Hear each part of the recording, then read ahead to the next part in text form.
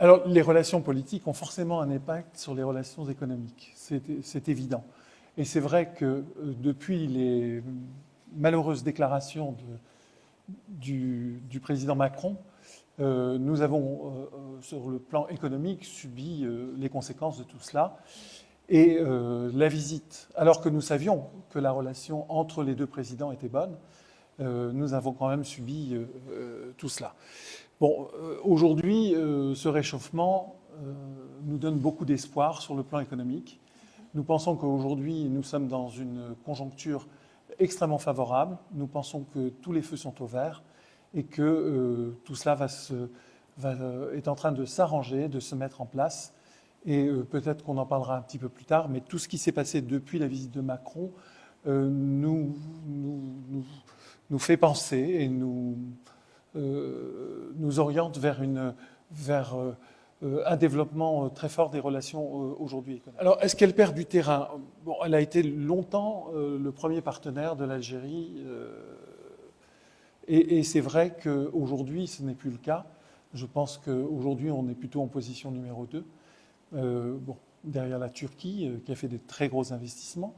Mais si vous voulez quelques chiffres, on se rend compte que, en fait, la balance économique, ce sont des sources des douanes françaises des 10 premiers mois de l'année 2022. On est deuxième investisseur hors hydrocarbures. On est deuxième client dans le sens de l'importation et deuxième fournisseur dans le sens de l'exportation.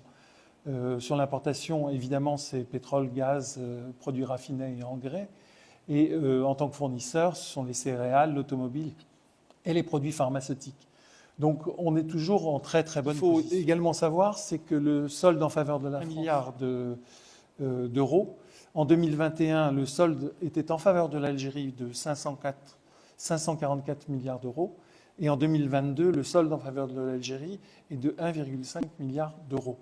Donc on est vraiment, on peut dire qu'on a baissé, certes, on n'est plus premier, mais on est deuxième et on est solidement ancré dans la deuxième position.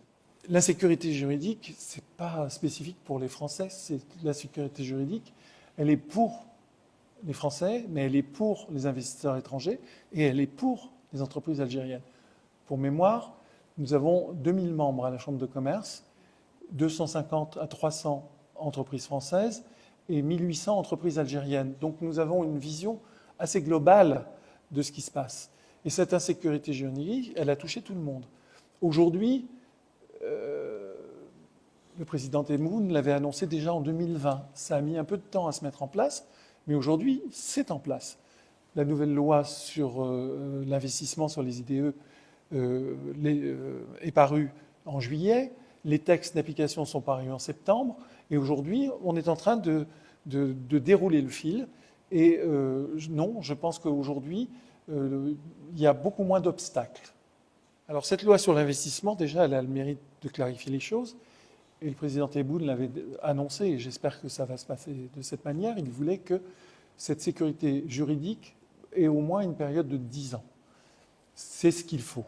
Puisque, en fait, c'est pas tellement... L'Algérie est un pays souverain. Ce n'est pas tellement les décisions qui sont prises.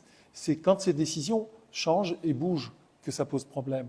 Aujourd'hui, si on a des décisions qui ont été prises et que les entreprises doivent s'adapter à ces décisions, nous sommes là pour cela.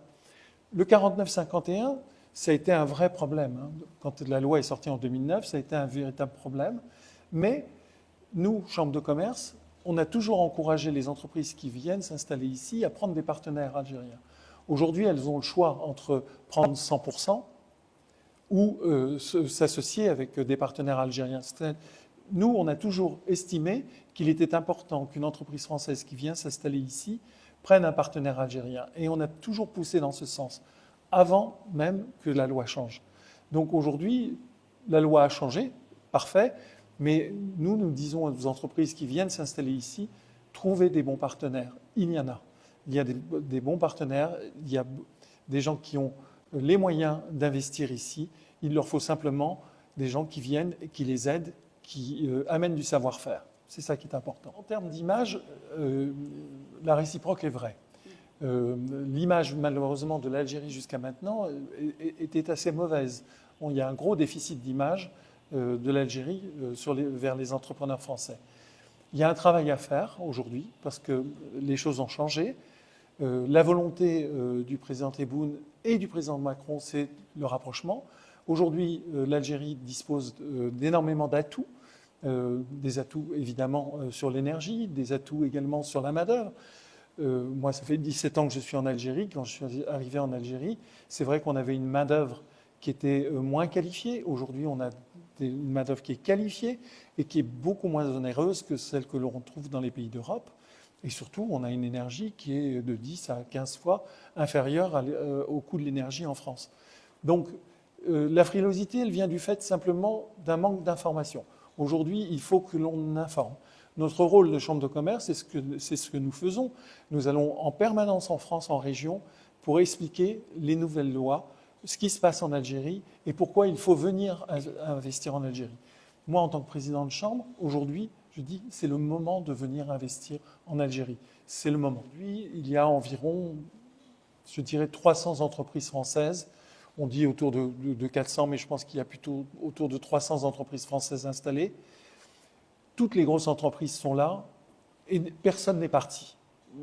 On n'a pas assisté à un départ massif pendant des années qui ont été quand même difficiles. Depuis 2019, entre le Irak et le Covid, qui a frappé tout le monde, y compris l'Algérie, les entreprises ont beaucoup de difficultés, mais elles ne sont pas parties. Elles ont courbé le dos, elles ont courbé les chines, mais elles attendent. Et aujourd'hui, elles sont prêtes à redémarrer. Nous, ce que nous voulons attirer, ce n'est pas les grosses entreprises. Elles sont déjà là et elles n'ont pas besoin de nous. Ce que nous voulons, c'est avoir beaucoup plus d'entreprises de taille petite et moyenne. Toutes celles qui ont quelque chose à apporter, c'est de la PME que nous cherchons aujourd'hui, parce que c'est elle qui va tisser, qui va augmenter le tissu économique en Algérie. Et c'est celle-là que nous chassons aujourd'hui. Ce sont les petites et moyennes entreprises. Ce qu'il faut regarder, c'est l'évolution et ce qui s'est passé depuis le mois d'août. Nous avons eu la visite du président Macron ici en Algérie, puis la visite d'Elisabeth Borne, accompagnée de près de la moitié du gouvernement français. C'est une chose qui n'est quasiment jamais arrivée dans l'historique. Pratiquement jamais le gouvernement français s'est déplacé autant en masse dans un pays étranger, peut-être une fois en Allemagne, il y a déjà très longtemps. Aujourd'hui, je dirais que les choses suivent leur cours d'une manière normale. La task force est faite pour préparer le fameux comité mixte qui aura lieu en France au mois de mars, mais surtout la visite d'État.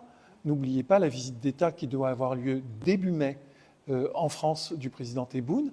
Visite d'État qui n'a pas eu lieu depuis presque 20 ans, ou plus de 20 ans, puisque je crois que le dernier président algérien qui est venu en visite d'État en France, c'était le président Bouteflika dans les années 2000. Donc aujourd'hui, c'est ce qui nous donne, nous, tout l'espoir de ce développement. Et dans les relations économiques, c'est extrêmement important.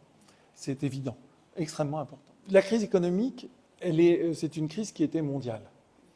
Je dirais que l'Algérie a peut-être un peu moins même subi cette crise économique que les autres pays, car je dirais qu'on est resté beaucoup plus plat dans les conséquences. On a eu la vraie crise, pour nous, ça a été le Covid.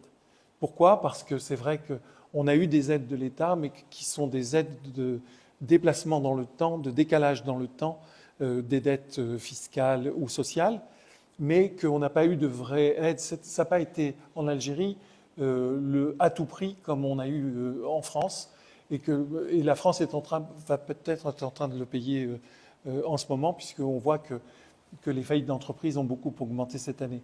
En Algérie, on s'est adapté, et cette crise ne nous a pas frappé plus qu'autre chose. Donc aujourd'hui, je pense que nous en sortons, et surtout, je pense que les atouts de l'Algérie vont faire que ça peut être très intéressant aujourd'hui de venir s'installer ici, parce que l'Algérie peut devenir le nouveau pôle industriel proche de la France, à 1h30 d'avion, à peut-être une nuit de bateau, et ça permet de venir fabriquer ici à des coûts qui sont extrêmement intéressants et ne plus aller en Chine. On va parler de l'empreinte carbone, on va parler de tout ça, Mais donc l'Algérie, pour moi, c'est le pays aujourd'hui dans lequel il faut s'installer. Parce que la Tunisie a déjà fait ce travail-là dans le temps. Et l'Algérie, maintenant, c'est maintenant qu'elle doit le faire. Elle doit le faire parce qu'il faut qu'elle attire maintenant des industriels qui viennent fabriquer ici, pas seulement pour la consommation locale, mais aussi pour l'exportation vers les pays d'Afrique. Parce que je crois que c'est ça le grand objectif du gouvernement aujourd'hui algérien. Donc, pour les entreprises françaises qui comprennent ça, qui comprennent qu'il y a un marché local, captif, mais qu'il y a aussi un marché de l'export vers l'Afrique, c'est ça qui est important.